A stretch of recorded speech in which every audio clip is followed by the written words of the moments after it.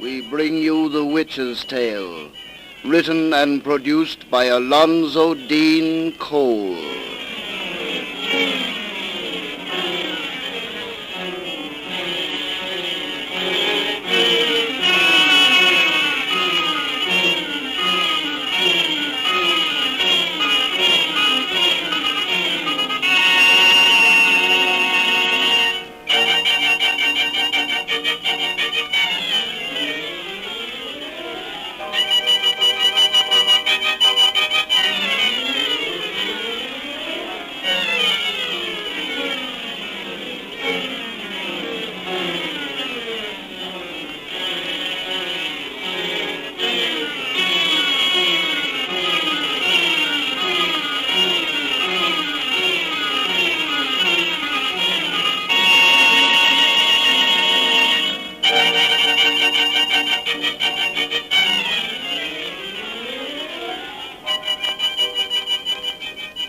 And now, let us join old Nancy, witch of Salem, and Satan, her wise black cat.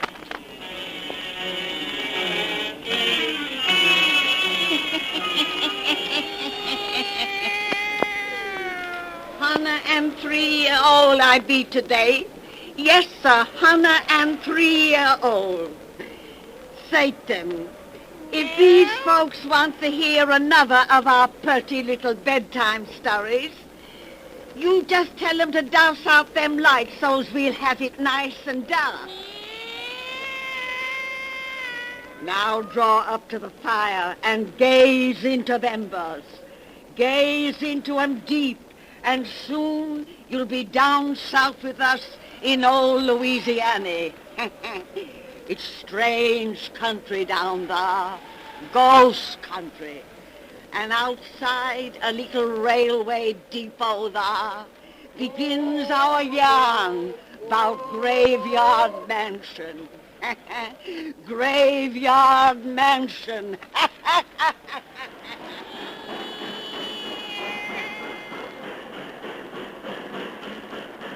Good heavens, driver, we're strangers here, just got off that train.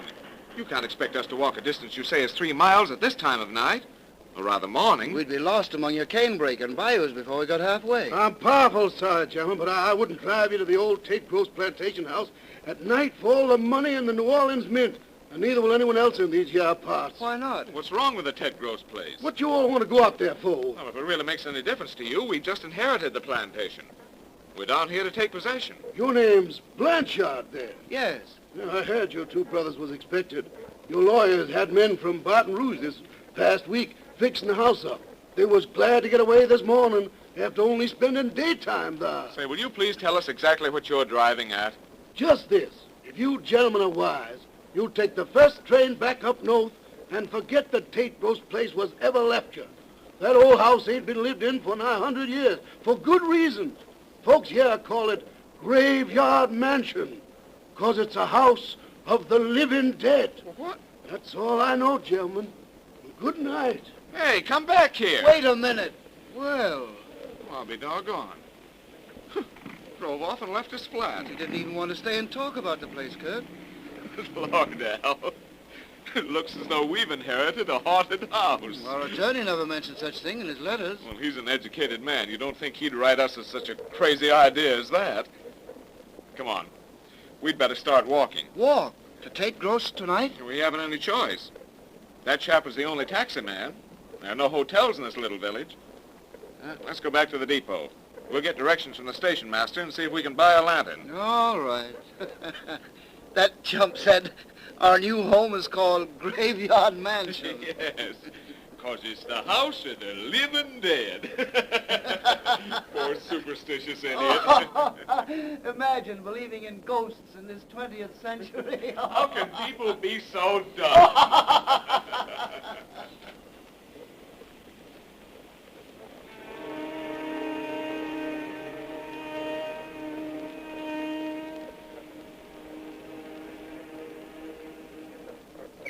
There's the marker they told us to look for, Kurt.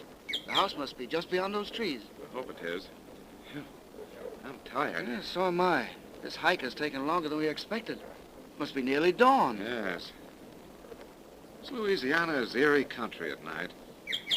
Ghastly Spanish moss hanging from the trees seems to writhe like something living. And those clouds of mist that rise from the bayous take strange shapes, half-human shapes. Sort of puts one in the mood to almost believe in ghosts. Would if we didn't have good sense. Wonder what it is these people fear about our new property. That old Creole who sold us the lantern was more insistent than the cab driver that we make no attempt to live in the place, without being any more explicit as to reasons. Well, he seemed either afraid or ashamed to make any real explanation. But like the other chap, he said it was a house of the living dead. Well, that doesn't make sense even for a ghost story. Oh, it's just a lot of bunk. Well, if the tales aren't bunk, we'll soon find out. Look, We've arrived. kind of a spooky-looking old place at that. It's different than I pictured it. Sort of like a French chateau. Our ancestor who built it was married to a Frenchwoman. She was probably responsible for its design. Let's go in. Wait, Kurt. Look there. Those tombstones. Little burial ground. Maybe that's why they call the house Graveyard Mansion. That's what I was thinking. Come on. Wait a minute. Does it seem to you there's something moving in the darkness beyond those tombstones? Something white? Yes. Oh, some of that ghastly mist that rises from the bayous. I suppose so. It looked almost like a woman. Now, let's go inside the house and get some sleep before we become as goofy as the natives we've talked to. Hold this lantern while I find the keys that lawyer sent us. His men didn't fix the place up very well. There's a broken window. I see. Here we are. Phew. Black as a coal mine in here. What was that? Oh, bats! Place is full of them. Oh! Wish I could find a lamp. That lantern isn't much good. No, its light doesn't seem to penetrate this darkness at all. It's almost an unnatural darkness. Yes. It's funny. The ventilation from that broken window, it ought to smell sweet in here. There's an earthy odor about the place, like a tomb. What's that? Door slammed. Curtis, down that hallway. A woman! That laugh! Well, she's no figure of the mist. I'll soon find out who that is. Come on. She's disappeared around the corner. She went through that little door. Help me. Yes? Here it is. It's stuck. Right. I've got it. It leads to the cellar. There she goes, down those stairs. Hey, stop you. Who are you? She doesn't even look around. After her. Hold up that lantern, Alan. Oh, the bats knocked it from my hand. We're in the dark. With her. That laugh again. Hold on to your nerve. I've got matches. Well, give me a light, for God's sake. Light. Here. Oh, thank God. The lantern isn't broken. Unlight it, quick. I have it. Now we'll see what... The woman's gone. The cellar's empty. Where did she go to? This isn't a true cellar. It's just a little vault. There's no way out save by these stairs. She couldn't have passed us. They're too narrow. The vault is bare. No place in which to hide. Curtis, what's that set up in the wall? Why, it's... burial crypt. A burial crypt. A tomb. That's where that woman hid. Ellen, hold on to yourself. Here, don't let your nerves go like that. Ellen, our senses have been fooled. Those stories we heard, these ghastly myths we've seen have made us imagine things that can't be true. We haven't seen any woman. There's been no woman here to see. But we heard her laugh. No, we only thought we did. Our imaginations have played us tricks, I tell you. Alan! Alan! You must be right. Of course I'm right. It's the only explanation. There's an inscription on that tomb. What does it say? I'll see. It reads, "Here lies Antoinette de Morave, wife of Adrian Blanchard, born 1782, died 1804. 130 years ago. Antoinette de Morave. She's the woman this mansion was built for. Yes, I remember her name now. Come, let's get out of this cellar. Wait. That's funny. What? It's cold as death down here, but this slab is warm. Feel it. Yes. It's warm as life. The rooster crowed. That means it's dawn. Let's get out of this cellar where I can see the light of day. Go ahead, I'll follow. Peculiar. Now this slab is growing cold.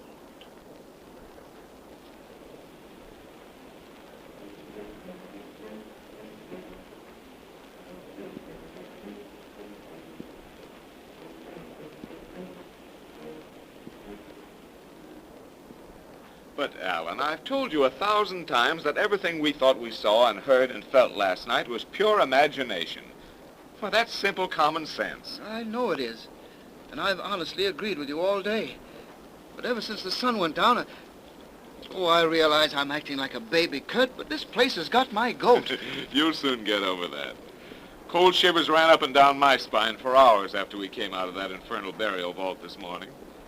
But now that I've had a little sleep, I feel honestly cheerful about our inheritance. Why do you suppose that single tomb is in the cellar when there's a graveyard just outside? Oh, I don't know. Oh, Lord, I forgot to show you. Alan, look what I found in the attic. A miniature portrait. What a beautiful woman. Here, look at the back. It's engraved. To Adrian from Antoinette. Uh-huh. It's Our Lady of the Tomb.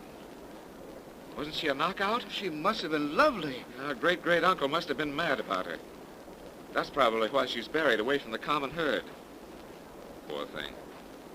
She was only 22 years old when she died. A branch of the family still lives down here.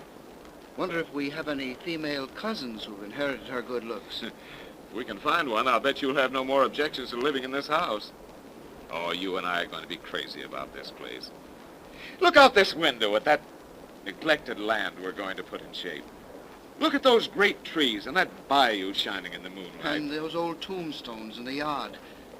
It's nearly midnight when they say the dead return to life. If you're going to start that again, I'm going to bed.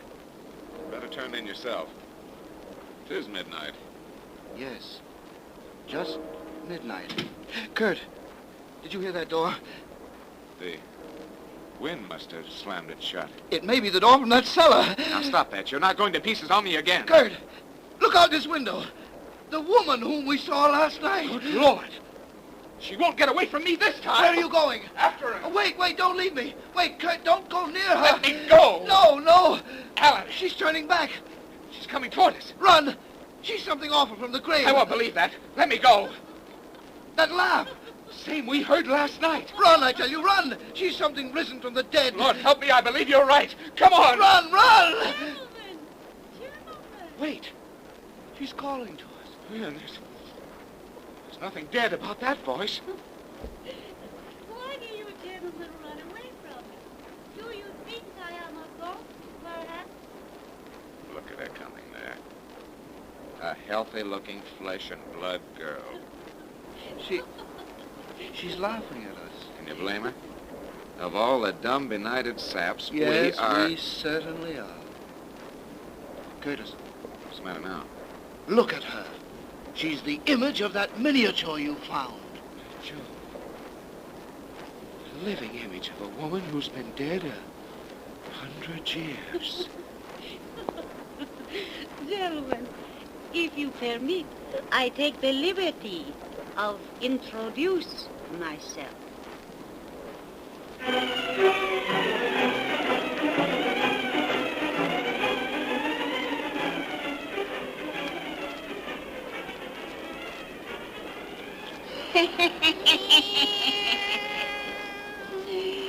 Satan, if these folks come see us next time old Nancy has a birthday, she'd tell them some more about graveyard mansions. The house of the living dead.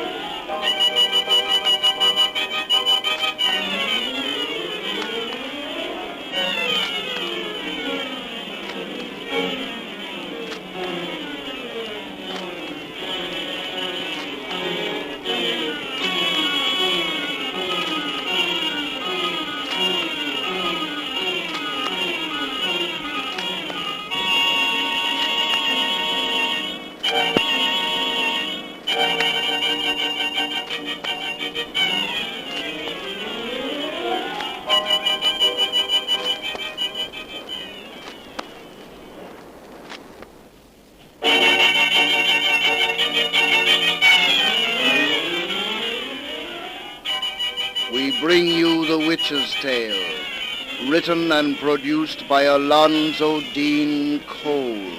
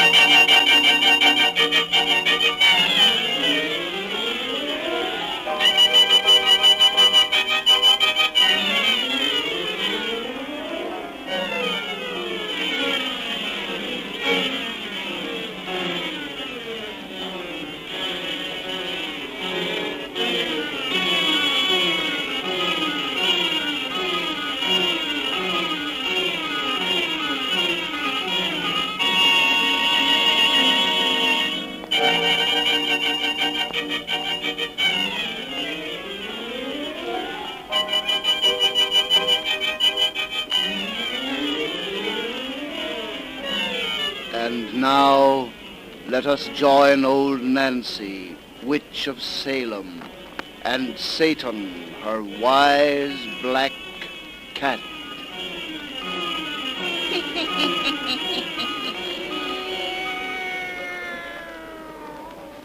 Hunna and 10-year-old I be today.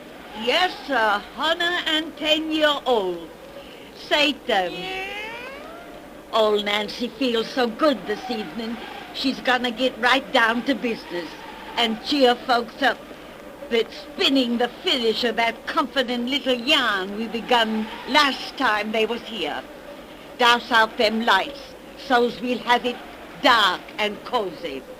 We told how them two young brothers from up north went down to Louisiana to claim a fine big mansion they'd inherited, which folks called the House of the Living Dead.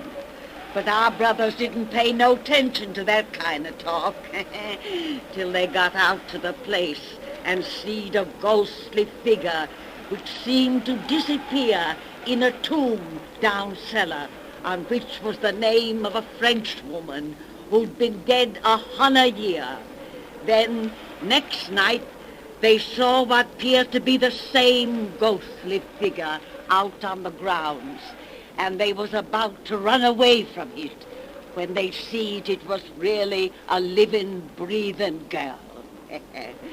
A living girl who was the image of the woman who was buried in that tomb. That's why we left off. Draw up to the fire and gaze into the embers. Gaze into 'em deep and hear the finish of our yarn about Graveyard Mansion. Graveyard Mansion.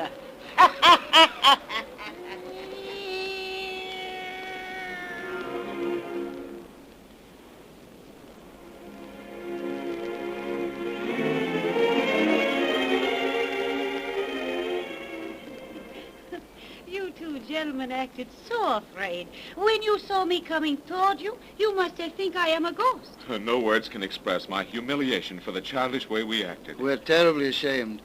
But we'd heard so many weird tales about our new estate, and, well, we didn't think any living person would venture on these grounds at night. I come often when the moon is full like this and wander here while others sleep. This place have been so long deserted. I have come to look upon it as my own. Oh, but now that you are here, I must not trespass any more. Please don't feel that way about Oh, I it. should say not.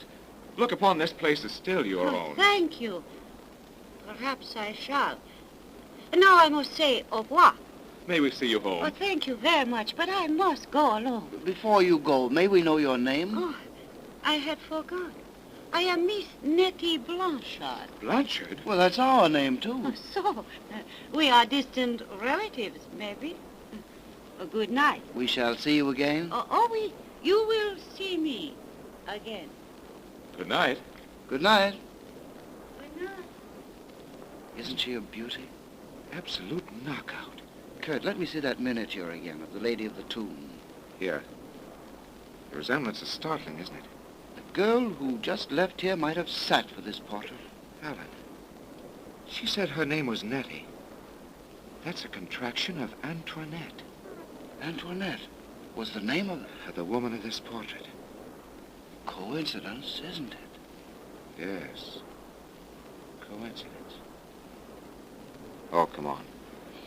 Let's go to bed.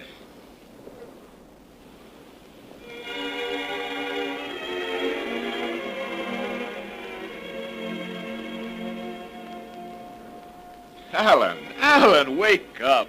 Are you going to sleep all day? Huh? Well, it's morning. Time to rise and shine. Oh, I was dreaming. It must have been a pleasant dream. You certainly didn't want to snap out of it. I dreamed that girl, the one we met last night, came into this room and kissed me Oh, that sounds nice. Get up.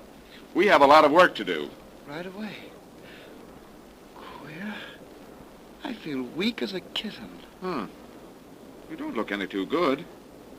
I have a funny pain. Where?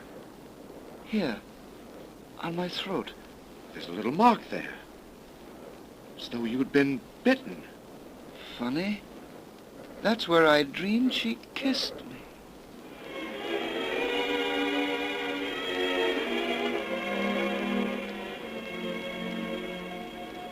The house is just beyond that next turn in the road, Doctor. Turn your car to the left. Another way. You say it is just a week since you noticed the first indication of your brother's illness? Yes. I wouldn't have believed anyone could waste away so suddenly.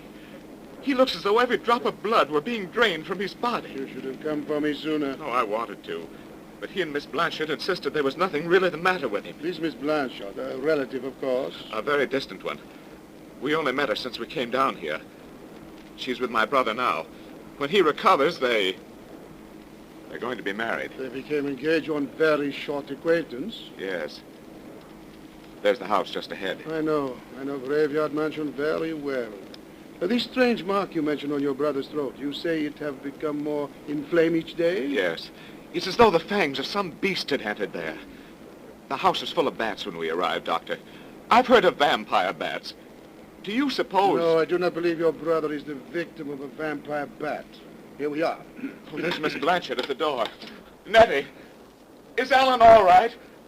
I brought the doctor. The doctor come too late. What do you mean?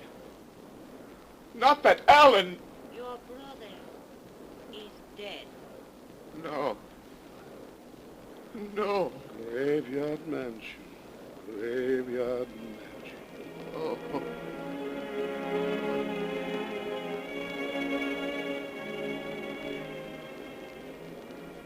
Come away from that window, son. There's no way for us to bring your brother back. No. He's buried in that little graveyard now. But, Doctor, what killed him? What caused that awful mark upon his throat? What drained the blood from his body? What? As yet, I only know it was nothing recognized by natural science. But science refuses to recognize many things it should endeavor to know and explain. But never mind that now. Your brother's fiancée, Miss Blanchard, she was not at the funeral this afternoon. Because she couldn't bear to see him lying in his coffin. You heard her say last night... Oui, I heard her excuse. You have never seen this girl except at night? Oh, I know, but the reason I is... have also heard her excuse for that. I thought I knew by sight every soul in this parish, yet I have never seen that girl until the night you brought me here. Well, you don't mean to imply that she had anything to do with Alan's death? I imply nothing. But it is midnight, and time for Miss Blanchard's promised call. I am most anxious to improve her acquaintance. I see her coming beyond those gravestones. Isn't she beautiful? You love that woman. Doctor. You love her as your brother did. Yes. While Alan lived, I denied it even to myself. But now Doctor, it's as though she's cast a spell upon me. She's so beautiful.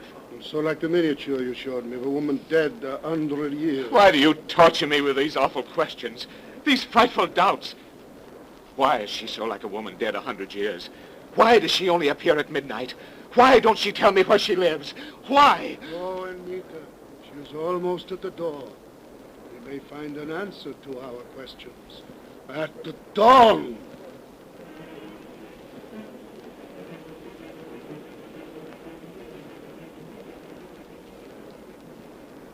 I never see such a superstitious man of medicine, Dr. Brochard. The way you talk, you have me almost believe in ghosts. I believe in ghosts, Mademoiselle Blanchard, in ghosts and vampires. Vampires, Doctor. Such talk is foolish. No people now accept such things. Because the thought is too fearful for men's mind to dwell upon, perhaps. Have you heard what vampires are, Miss Blanchard? Some other time you tell me. Curtis, I must be going now. Mademoiselle will find the explanation very interesting. Vampires are those evil spirits sometimes called the dead alive. It is said they rise from their graves at midnight, clothed in human flesh, kept whole by blood drained from living bodies. Very interesting, but I must be going. But you have not heard yet all. At midnight, the vampire can rise, mademoiselle, but it must return to its grave at dawn. Yes, but I must be leaving now. Of course, it is very late, or rather early. Dawn is here. Doctor, what are you I driving at? believe in vampires, my boy, and dangers of the darkness. Since Miss Blanchard will not permit you or me to see her home, I suggest she wait with us till daylight come for her protection. You keep me here with talk. I must be home. But a few minutes can make very little difference, and dawn is nearly here. Move from that door and let me pass. You are as anxious to reach your home as the vampire is to reach his tomb. Doctor. You are insulting. No, I am accusing. Dr. Brochard! Accusing the fiend who killed your brother, accusing the evil soul of Graveyard Mansion. Stand from that door and let me pass. No! Let me pass, I do I not hear said. you. Dawn is coming light. The robs fiends with the power darkness lends them. Look, the first streaks of dawn shine in the sky. No, let me pass. Doctor, you're mad! Stand aside and let her go! Oh, if she is normal woman, not of the vile undead, let her remain within this room 1 minute more. I cannot. I am late. Late. Nettie! She's turned around! Ran the other way! After her. She's going to the cellar! I knew she would. Quick, and you will see the truth. Dawn! She's won home. I won't believe! You shall have proof. What are you going to do? Open the tomb of Antoinette, who has been dead 100 years.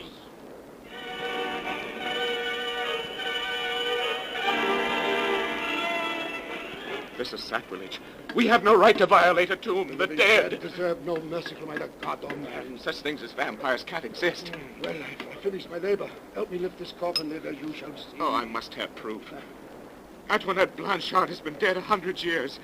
We shall find nothing but dust. Help me lift the lid. The girl I love can't be in that coffin. Help me lift the lid. I will. Regard. There is your proof.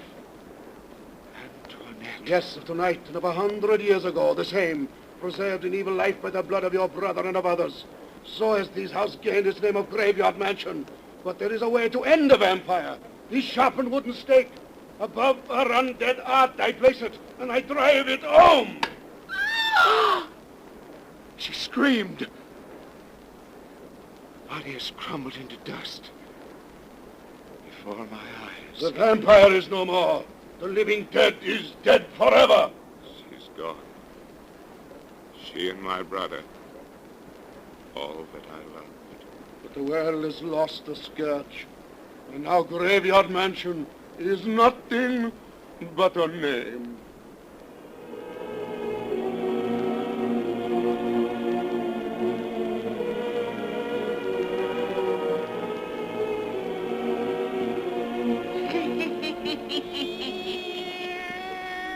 Well, that's the end of that, Satan.